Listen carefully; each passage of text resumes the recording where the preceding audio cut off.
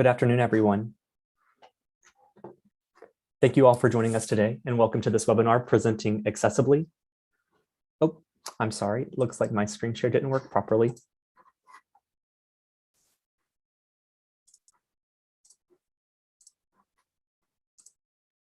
There we are.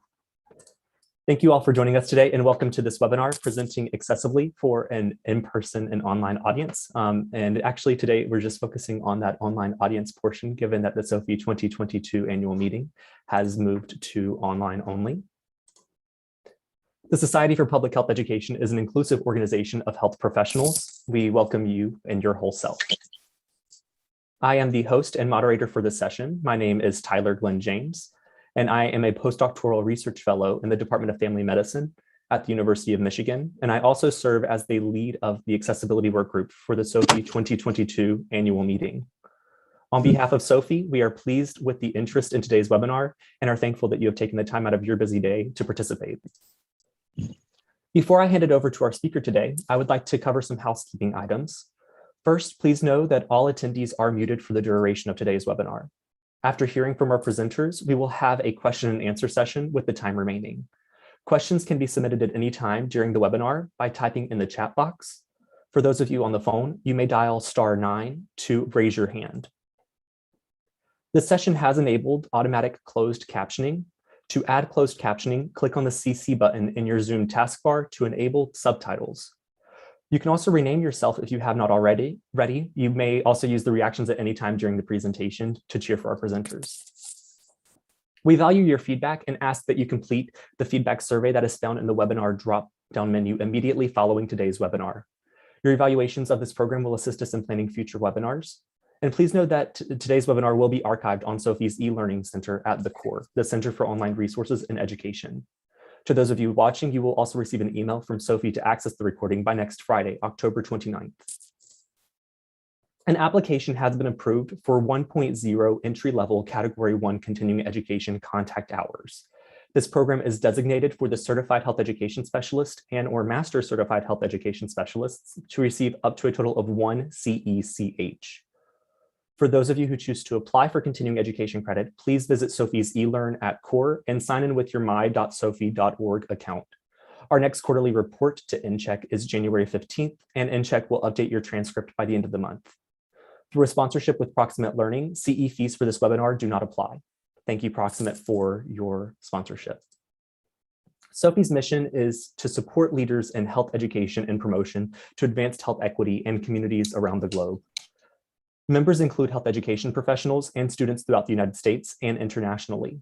The organization promotes healthy behaviors, healthy communities, and healthy environments through its membership, its network of local chapters, and its numerous partnerships with other organizations.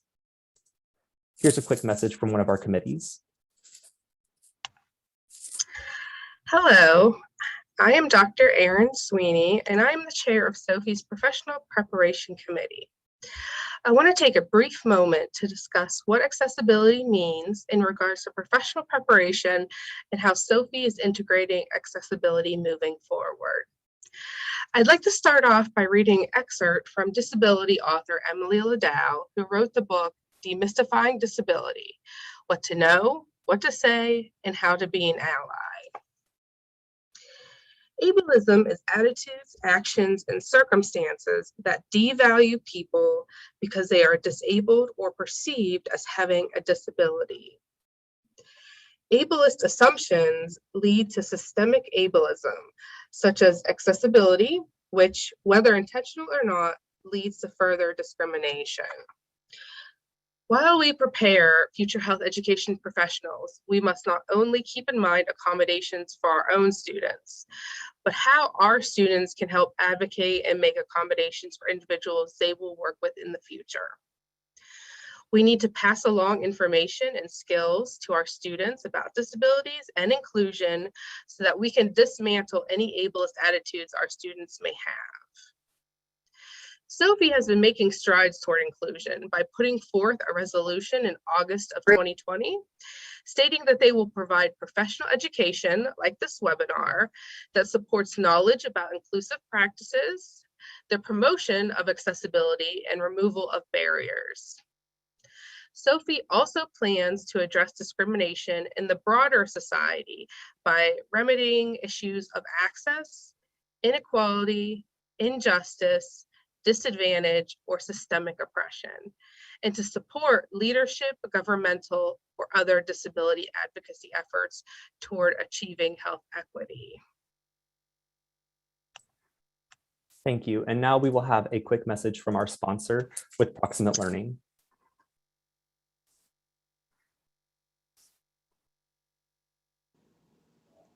Hi, my name is Dr. Kirsten Rogers, founder of Proximate Learning. I'm here to welcome you to presenting Accessibly for an online audience. Before we get started with our webinar, I'd like to just take a moment to introduce you to Proximate Learning. Proximity is space and time. Learning is where we find the connection. Proximate Learning is made up of a group of experts trained in adult learning who have extensive experience in public health, health education, and the healthcare fields. These are doctoral level professionals who are passionate about teaching and learning and working with agencies to customize continuing education and professional development for your physicians, nurses, faculty, employees, and volunteers. We are all committed to our medical health and health education credentials. Proximate Learning specializes in virtual and hybrid professional development that focuses on community and patient impact, partnerships for health, and leadership in federal, state, local, and private agencies. We abide by our proximate principles, which makes us stand out. We have expertise in adult learning, experience with interventions, healthcare settings, and communities. We have accessible materials for all abilities, personalized consultation and instruction, customized courses and trainings, and recommendations for skill development pathways and extended learning options. We hope that you'll schedule a consultation. Visit us at www.proximatelearning.com. Thank you and enjoy the presentation.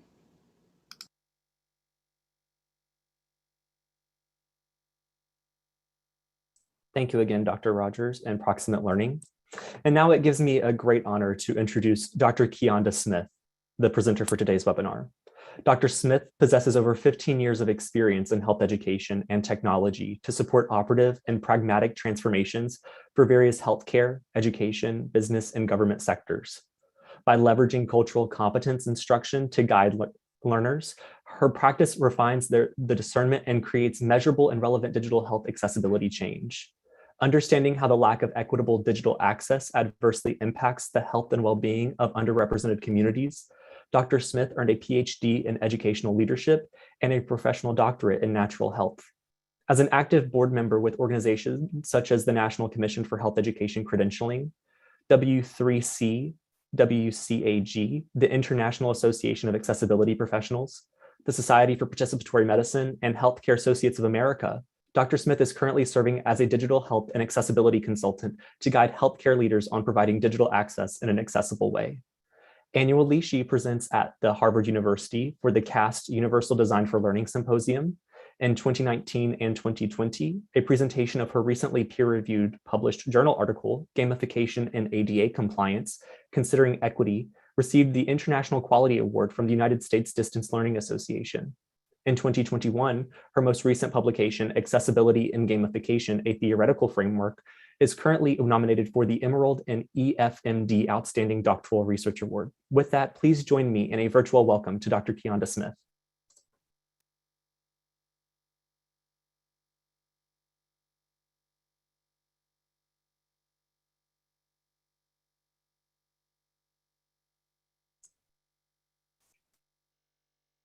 Thank you, Tyler. That was beautiful. Thank you. You did a great job. It's nice to be here with everyone today. I am going to share my screen so that we can go ahead and get started. I'm going to try not to take up too much of your time. Let's give us about 45 minutes or so with me doing the presentation, and I believe that we'll be able to do answer or Q&A afterwards. So let me know if everyone can see my screen. Currently, Dr. Smith, we can see your desktop, and now we can see the presentation. Okay, great. All right, good. Okay, so let's get started first. I guess, I would like to first cover the basics and let you know that exactly what we're here to cover today. And then we'll go over the reason why we're here today. I know it's kind of weird the way that's broken down, but these are the exact reasons or today's intentions. And what we want to do is we want to present and introduce you to accessibility and its best practices and standards when presenting virtual conferences and virtual conference material as well. Now, another aim of this introduction is to enhance and develop accessible virtual conference materials as well. So it's no use in knowing how to present it and you can't develop it. So by the end of this presentation, you should pretty much understand the basics of how you want to present accessible conference materials, making use of electronic collaboration platforms, electronic data, and any other type of content for the most ability ubiquitous audience or ability agnostic audience as possible.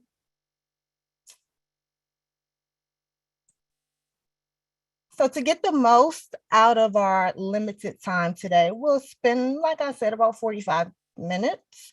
We'll just cover video conferencing captioning, digital content for attendees, presenters, general accessibility, and how these areas align with TESPA 2 competencies. And lastly, there are several step-by-step actions that I'm going to provide, but don't worry about frantically, taking notes as the PowerPoint will be provided afterwards.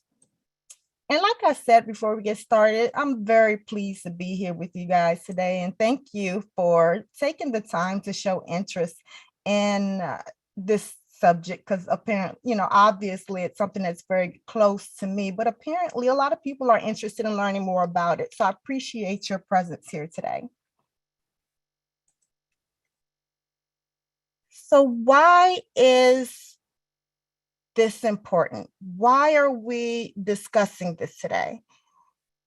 From what I have done in research and what I've read and encountered, close to or approximately 61 million people in the US have a disability. That's about 1 in 4 adults in the United States that require accessible products.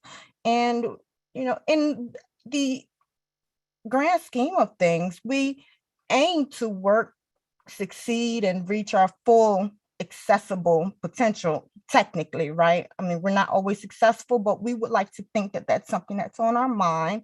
So we want to keep in mind that these kids and teens that you may develop for, they also grow up to be adults, and that disability sometimes doesn't go away. So if you're used to K-12, accommodations, keep in mind that once they get into college, they're going to need adult accessibility, and they're going to need full access all throughout their life.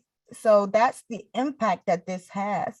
The statistic of 1 in 4 adults identifying with a disability means that their supports and their services, it'll need to grow with them for the rest of their life in order for them to live well and thrive, be the best person they can be. And despite their numbers, people with disabilities continuously are experiencing discrimination and marginalization that are only slowing the change that we need for us to get a modern disability rights movement moving forward. And one of our biggest battles faced by individuals who identify as disabled is the struggle for increased access. And this looks a lot of different ways. This can take a lot of different forms. And despite their numbers, people with disabilities, they continue, they're going to continuously need this. When I say it can take a lot of different forms, what I mean is disabilities can vary in a way that they're temporary, they're permanent, they're visible, invisible. They can be acquired at birth or in adulthood. So, I mean, think about someone who may be expecting a baby. She would need accessibility temporarily, not really for the rest of her life, only for a short period. Or we may have someone who has ADHD. They're going to need access that is going to fit their needs for the rest of their life. And as we all know, video conferencing is increasingly becoming a widely used tool. And actually we're using it right now. So it allows meetings between, groups of people that are large or small, of course. And those individuals with hearing loss, they may struggle to follow the video conference calls for several reasons. It could be poor audio quality, could be a spotty internet connection. All these things can make, if they're able to lip read, it can make that even difficult, which is a lot of their superpower. Today, through automatic speech recognition, computers can listen to a conversation and convert it into a written format. So we should be able to meet their needs. And believe it or not, having spotty internet is actually an accessibility issue. Even though the individual doesn't identify as disabled, they are experiencing a lack of access. So that's accessibility.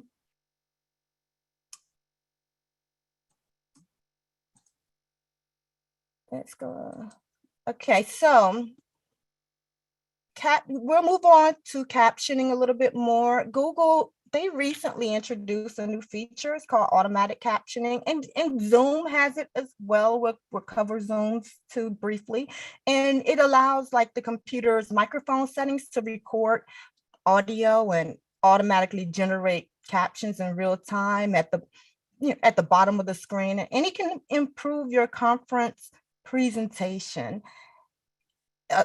overall. And as Google Slides uses the audio from the microphone, this can also be helpful when presenting in a noisy or ambient type of environment. To generate these automatic closed captioning for Google Slides, there are several steps that you can take to make this happen. Don't worry about taking down the notes for this, because I'll make sure that you get this presentation, but it's pretty much about 7 or 8 steps, if that. It's very simple though. Once you get into it and you do it the first time, you go into the presentation or your Google slide, you click on present, and then you select those 3 dots at the bottom of the screen, and you can choose whether you want to toggle your captions once you select the captioning preferences, and then you'll see the captions appear at the bottom of the screen. So keep in mind, however, that automatic captioning is only available in Google Chrome.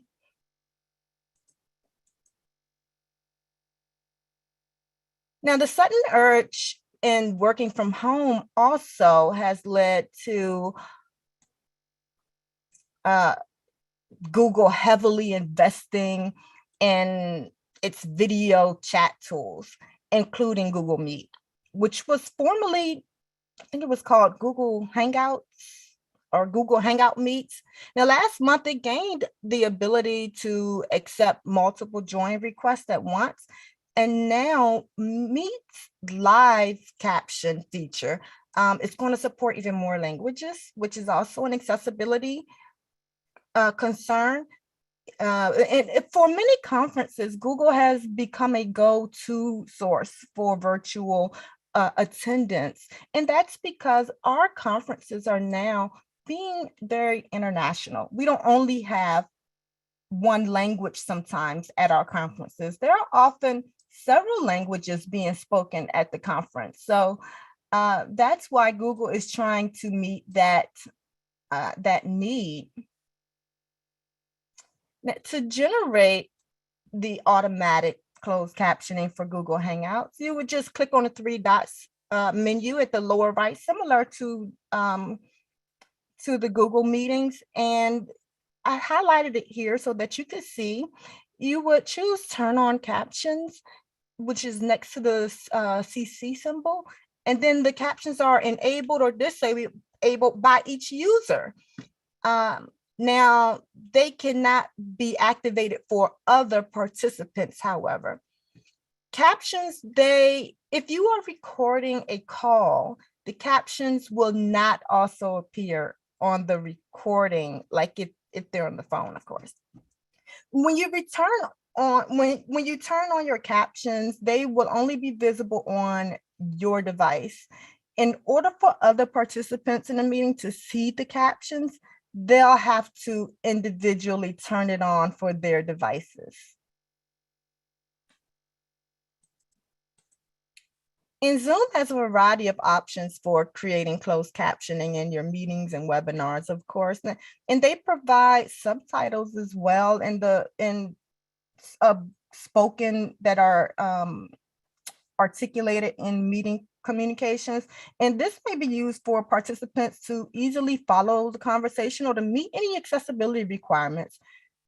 Now, in meetings, the host or another meeting attendee assigned by the host can provide the manual captioning, which is an integrated third-party closed captioning service. And they can actually type along if you want to go that route. Or you can use Zoom's live transcription feature, which can automatically provide the captions. These are just some of the options available for webinars. Although manual captioning can only be provided by the host or the panelist, any of these captioning options are always viewable in your Zoom's room as well. So if they break up into groups and rooms, they can also have access to this. If you're unable to provide captioning either manually or through a third-party service, the live transcription features it's also available, but it does have limitations to take note of. Live transcription currently only supports English, and the accuracy of the feature does depend on several variables.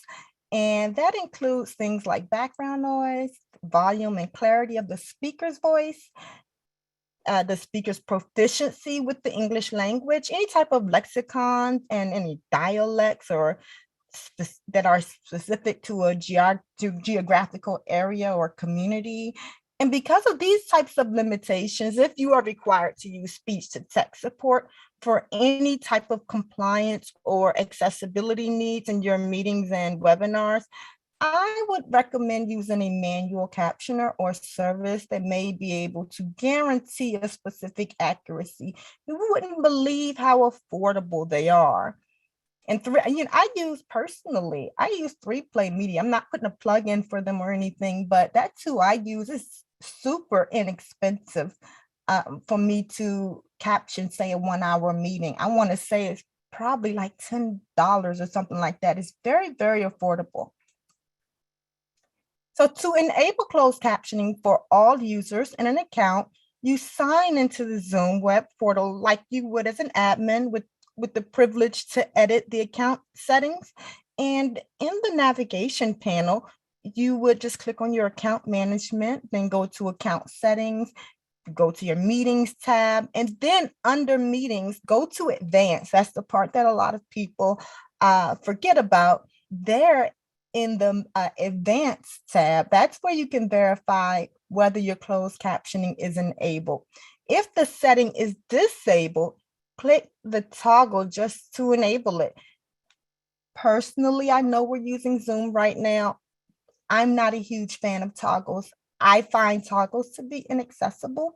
and the reason why is because they are saying whether something is activated by using a color. So if I say, let's just say if I were colorblind or couldn't see at all, or had low vision, I wouldn't know that was blue, that meant activated. I wouldn't know that right to the right meant on and to the left meant off. And a lot of times you'll see it as green. Green is a terrible indication to a lot of people as to whether something is activated or not. And that's because a large percentage, believe it or not, of our colorblind community can't see greens. Those are the, blues and greens are their worst enemy, and reds, of course. So, this personally, no disrespect to Zoom, but I'm not a fan of using toggles to tell me whether something's activated or not, just to give you an example of how things we do every day and how easy it is for even them attempting to be accessible. And not only them, but Google did the same thing. They're using these toggles, and I cannot wait until WCAG comes out with version 3, where we can kind of get a handle on these toggle buttons, because we get a lot of complaints in the community from our end users about toggle buttons because we don't have on or off. That's all you need to add. If they want to make that green, if they want to make that blue and just leave it like that and say that means off or on, I don't even know. I guess it means on. They can just put the word on up here and then put the word off up there, just so my screen reader can pick it up. So there are some other, if the settings are enabled, you can recognize that it's enabled. There are some other options or additional features. Now, it does allow the use of an API token to integrate with any type of third-party captioning service that you might be using. And it does allow for it to just automatically enable the live captioning.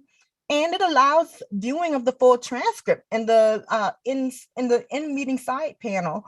If this is disabled, now participants can't view the full transcript in the side panel. They can only view captions in the video window of the meeting or webinar.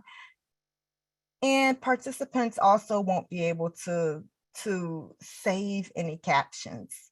So this is a feature that's just going to require a version of 5.7.0 or 5.7.1 or something. It's a higher version. So just make sure that your version of Zoom is the most recent version.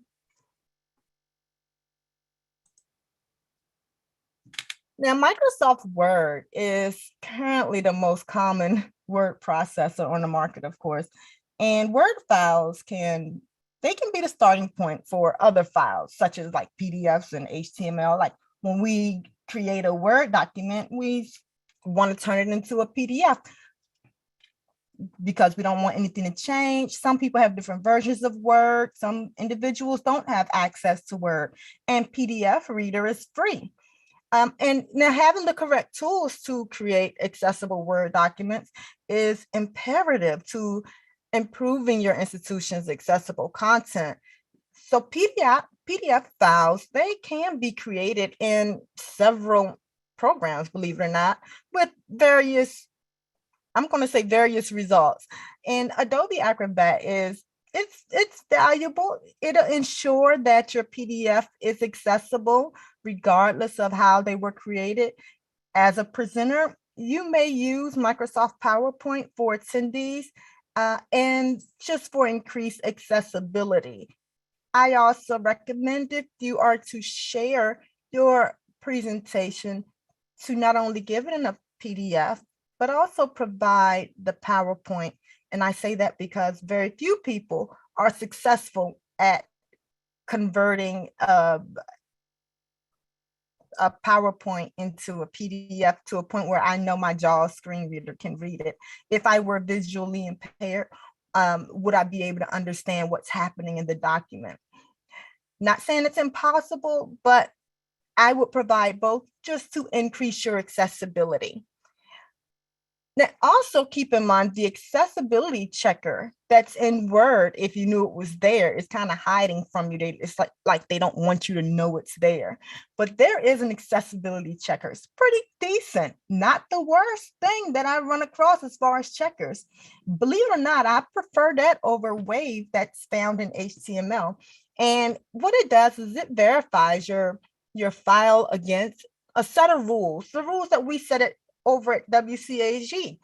And these are the rules that are federally mandated, and they're universal guidelines, and they identify possible issues for people who identify as differently abled.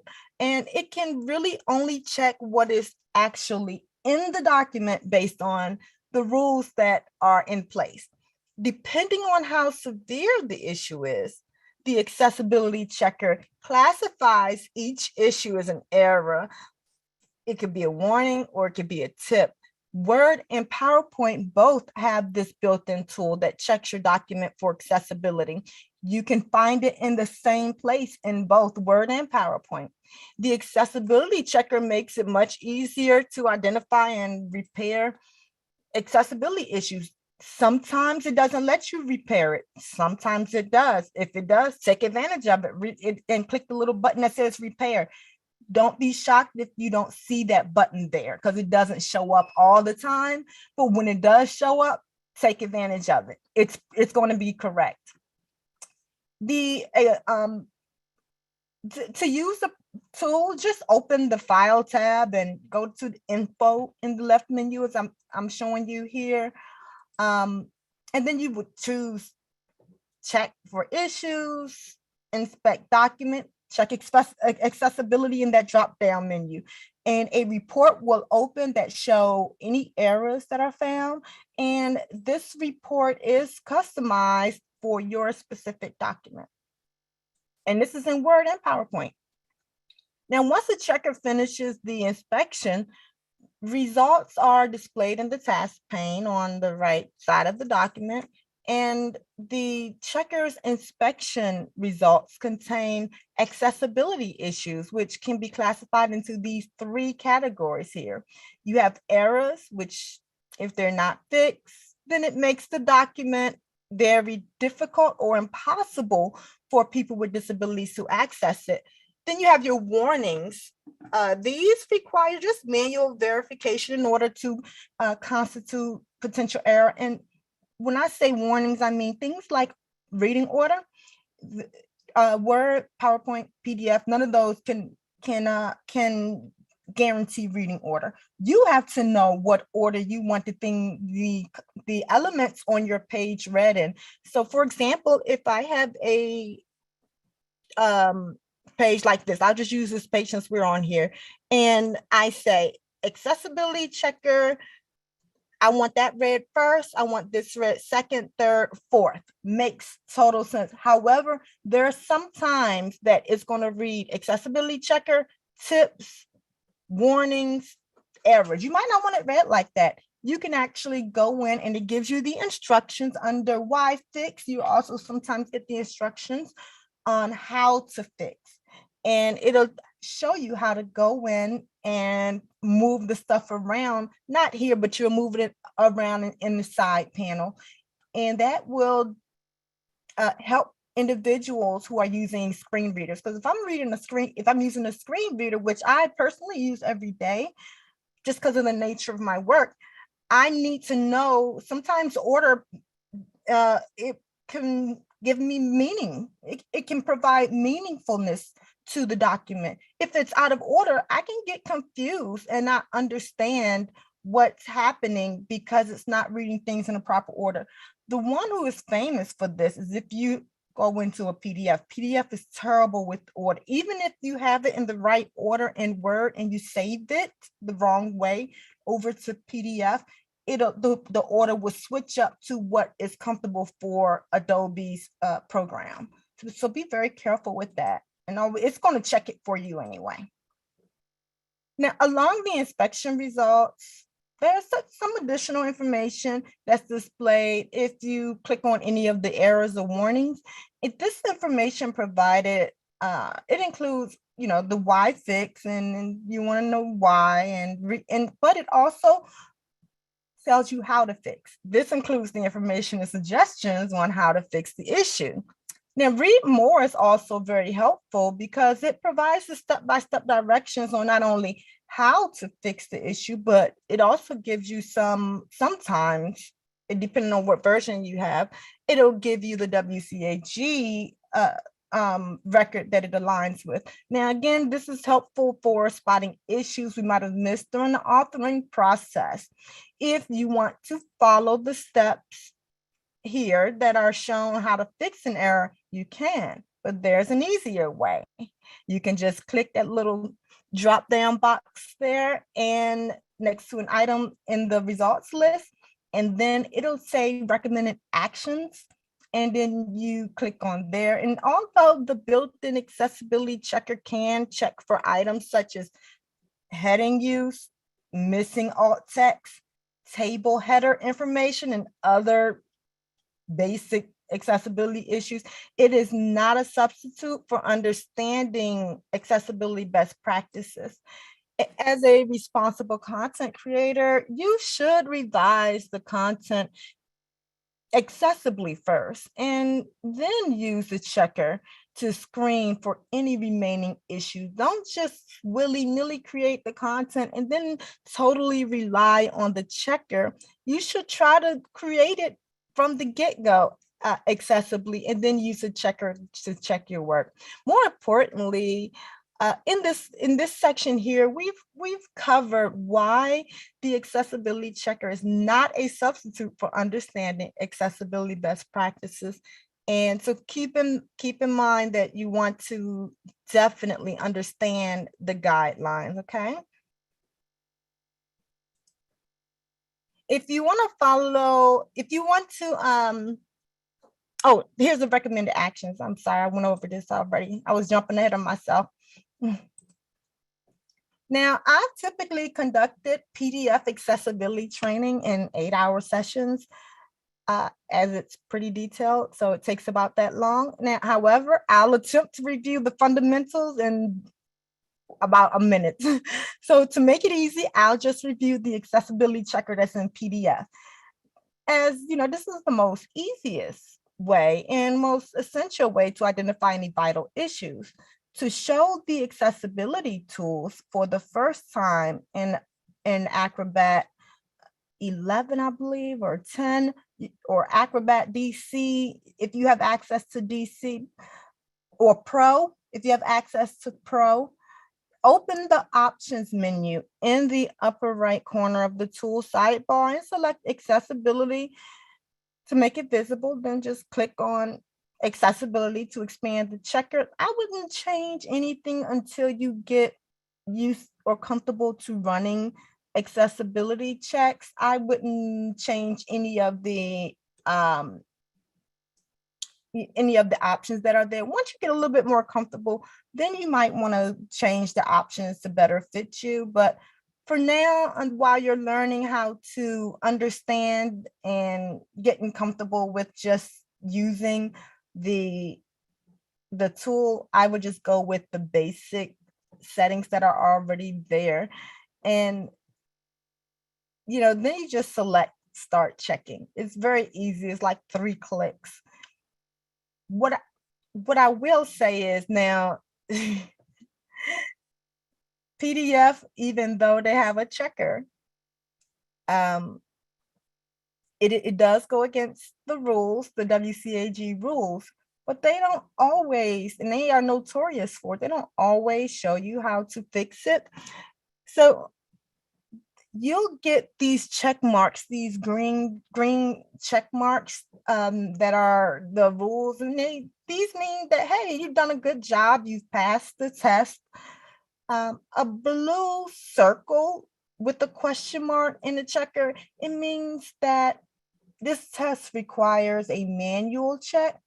And a red circle with an X, it means that that item has failed the check or failed the test, I think is the words that they use. So there may be one or more elements listed within the test, and expanding the results by selecting the plus sign will display them all. So WebAIM, which is a subsidiary of W3C, They provide an awesome guidance that outlines the interpretation of the rules and best practices for Acrobat DC and the advanced, the most recent Adobe versions that will give you access to this. Now, have you ever experienced a time when people around you broke out laughing, but you didn't hear the joke? And yeah, so be careful not to leave out information for some people in your audience. For example, if you say something in your online meeting, something similar to, you can read it on the slide, or, or look here in the upper corner here, they're not going to know what you're talking about. So you're probably excluding people who cannot see the slide or who may be using assistive technology. And as an organizer or speaker, you should always make sure that you are speaking clearly into your computer microphone or external microphone, and that you are describing these visuals. So instead of just saying, you can read it on the slide, just say, as you can see on slide, whatever, this is what it says, because explaining little things like that makes sure that everyone can access it, even though I might not be using a screen reader. Let's just say I am in the kitchen cooking, or I have a baby in my arms or whatever, and I can't get to the PC to actually see it, or I'm listening in my car. These are things that can help them as well. That's another accessibility.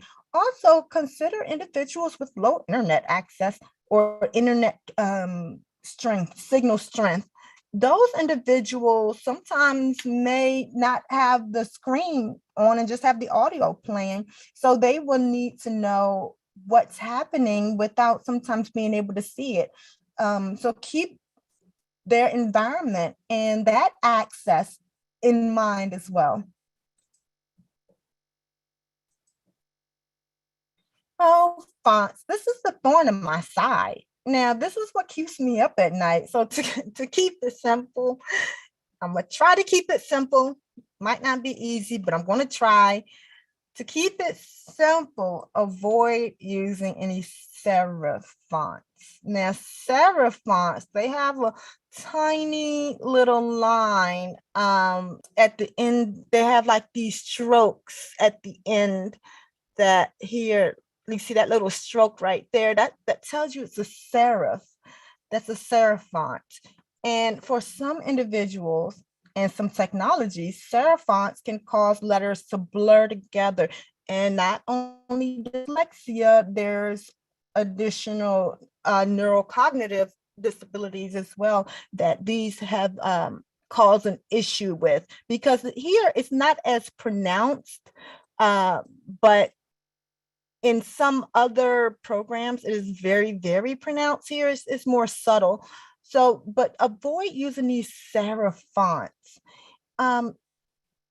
Now, sans serif fonts, they include things like your Arial, I'm not saying it correctly, Arial, Verdana, Tahoma, not Times New Roman. I know that a lot of people like Times New Roman, but that is I believe that Times New Roman falls under a serif font.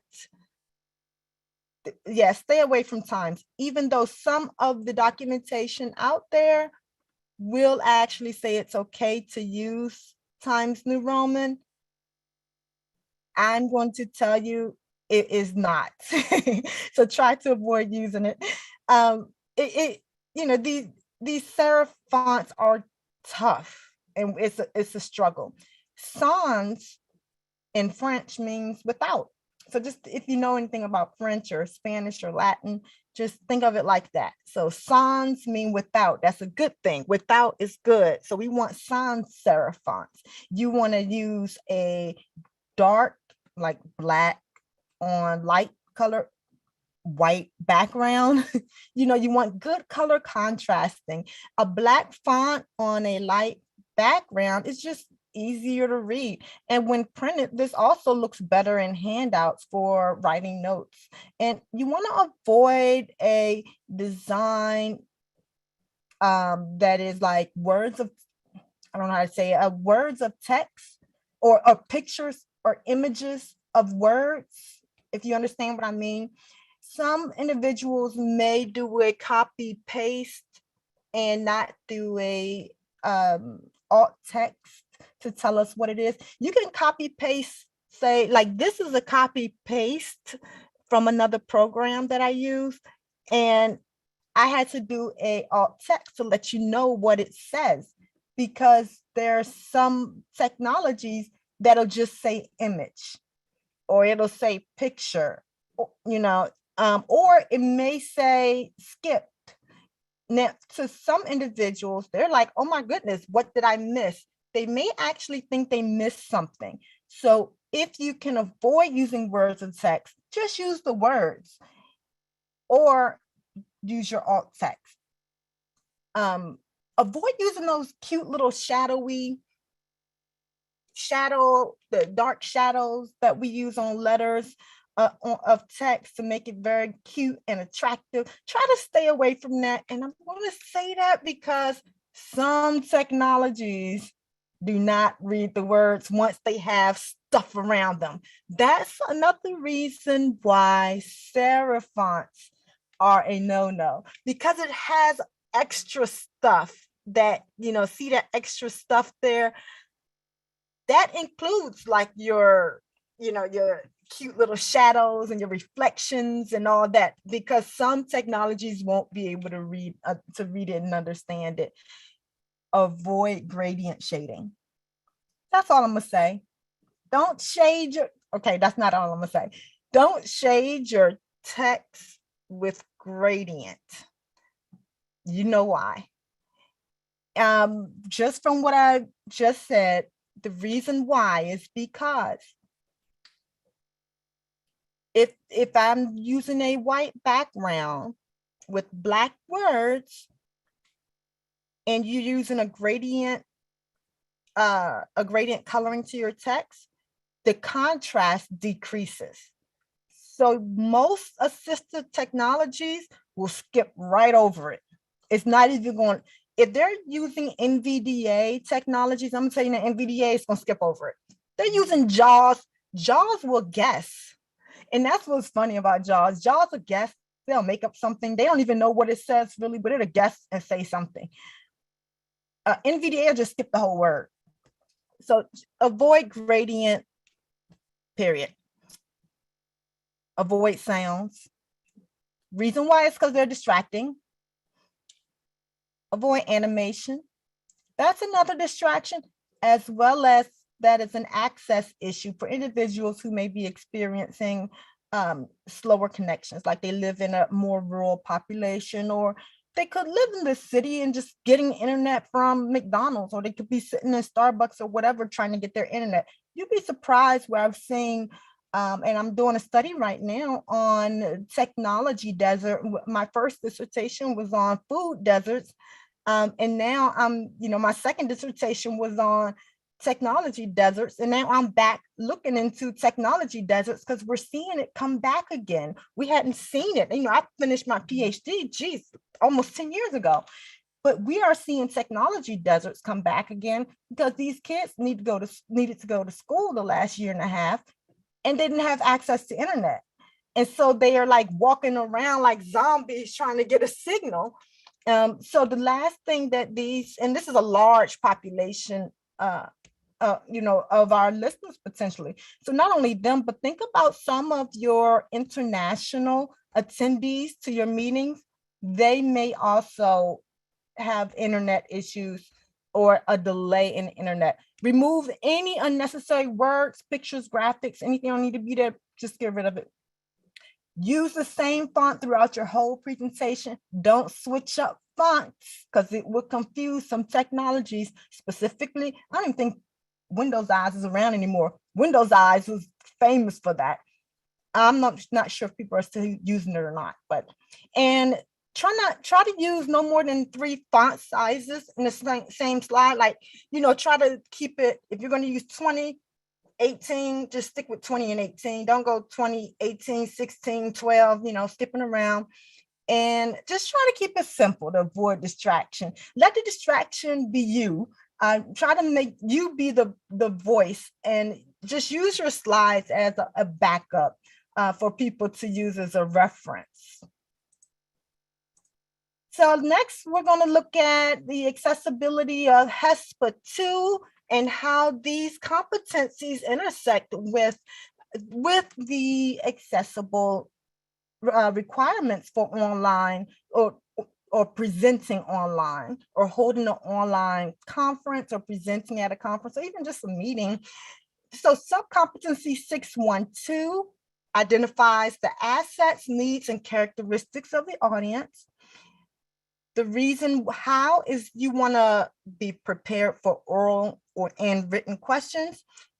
Participants may use a variety of methods to ask questions after the presentation. If you are receiving any written questions, read the questions aloud before answering.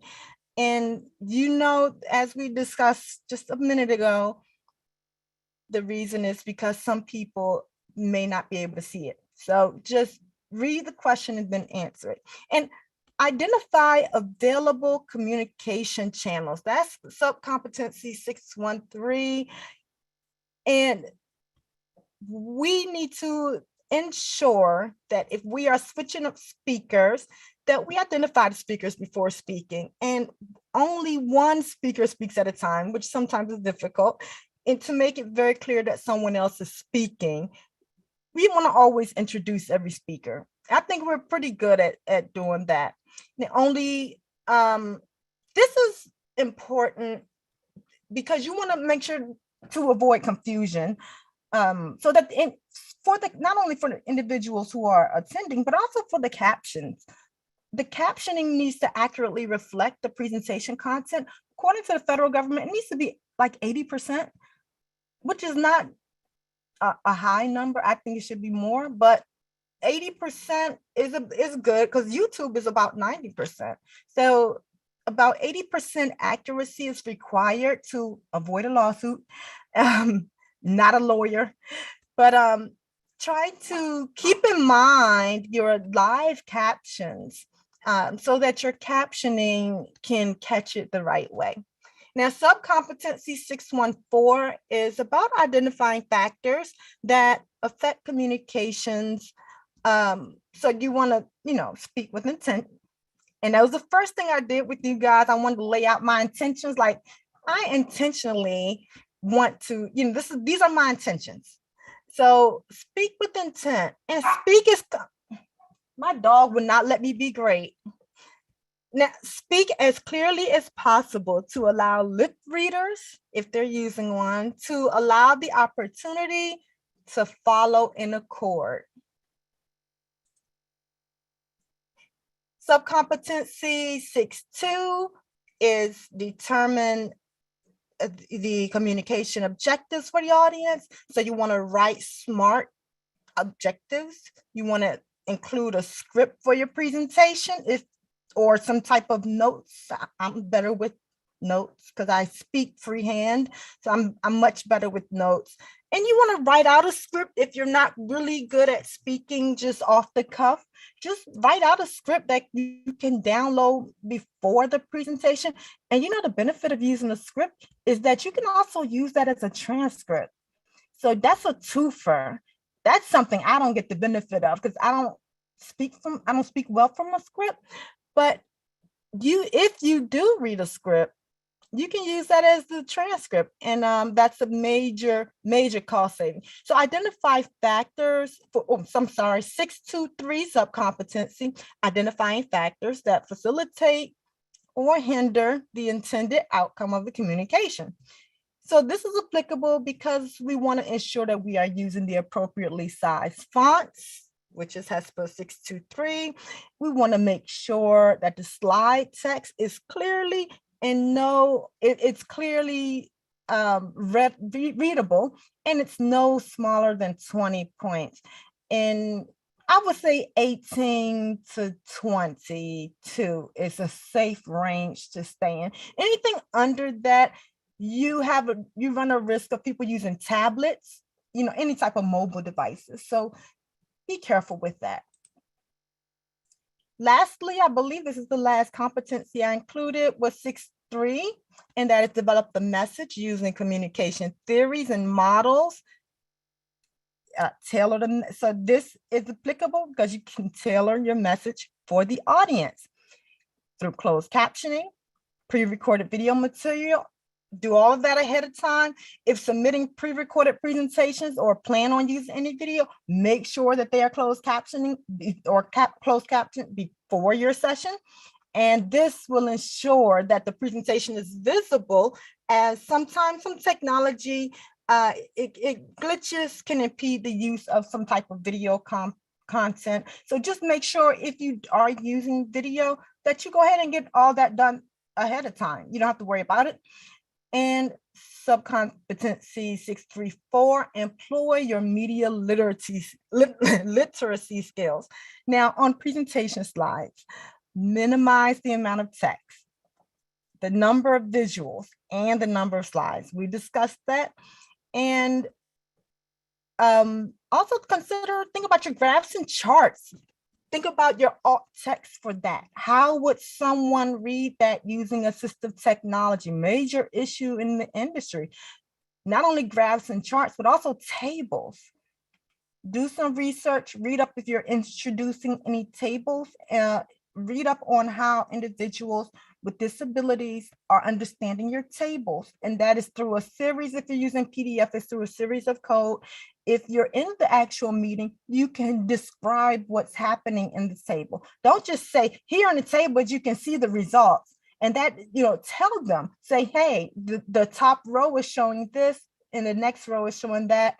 Describe what's happening in your graphs, charts, or your tables. That way, that summary, it can be used for individuals who need it due to technology issues. Oh, I included 6.4, the method of the technologies used to deliver the message, and that includes subcompetency 6.4.2, which is your communication channels. You want to consider different types of communication channels, keeping accessibility in mind. When creating handouts, keep in mind that some file formats are more difficult for screen readers to access. Example given is going to be PDFs. Now your subcompetency 6.4.3 is it's about developing communication aids, materials, and tools. Use friendly color schemes. When designing your slides, make sure to use high contrast between the background of the slide and the text. Ooh. Did I skip something? 6.5. All right, we're coming to the end, that's why. 6.5, deliver your message. As we all know, video conferencing is major. So competency 6.5 wants you to deliver the message effectively using identified media and strategies. And that includes subcompetency 6.5.1, which is deliver the presentation tailored to the audience. That means sign language interpreters.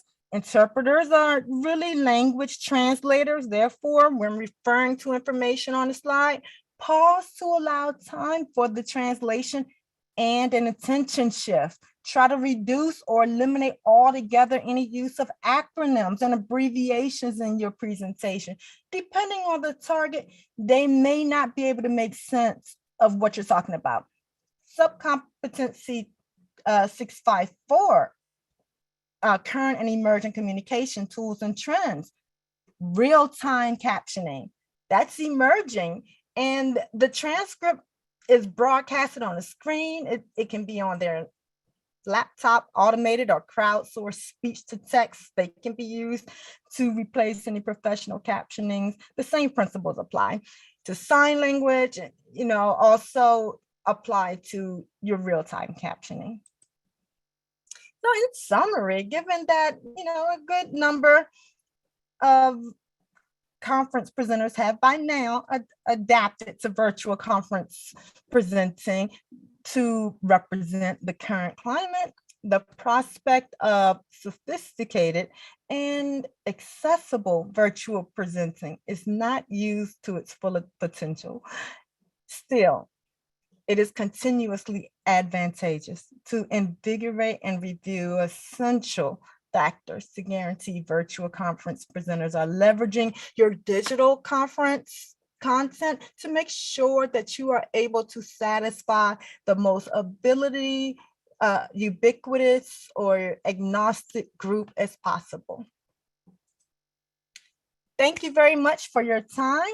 And I appreciate all of you coming to listen. I tried to breeze through that really, really quick. We didn't have much time, but if you have any questions, please feel free to ask. If they're in the chat, we'll try to address as many as possible. And I believe we're going to follow up as well, right, Tyler?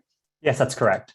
And so I am just going to go on and share my screen again. Thank you so much, Kianda Smith, for this amazing presentation.